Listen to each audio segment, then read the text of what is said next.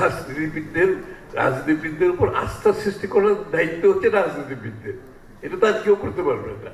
They have to be made accountable. এটা তাদেরকে যতক্ষণ তারা নিজেরা না বুঝে, আপনি তো বক্তৃতা দিয়ে সেটা বোঝাতে পারবেন না। রাজনীতিবিদদের প্রতি জনগণের আস্থা তৈরি করার দায়িত্ব রাজনীতিবিদদেরই বলে মন্তব্য করেছেন বিএনপির স্থায়ী কমিটির সদস্য আমির খসরু মাহমুদ চৌধুরী। তিনি বলেন, রাজনীতির উপর জনগণের আস্থা কম, এটা সত্য। এই আস্থা ফেরাতে হবে রাজনীতিবিদদেরই। এটা করতে হবে জবাবদিহিতার মাধ্যমে। মঙ্গলবার দুপুরে রাজধানীর শেরেবাংলা নগরে জাতীয় নির্বাচন ২০২৬ ও নাগরিক প্রত্যাশা শীর্ষক নাগরিক প্ল্যাটফর্মের সংলাপে তিনি এসব বলেন।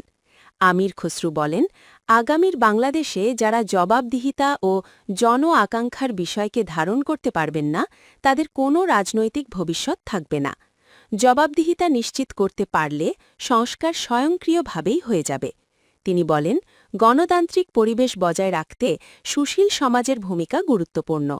তাদের কাজ করতে না দিলে স্বৈরাচারের জন্ম হয়।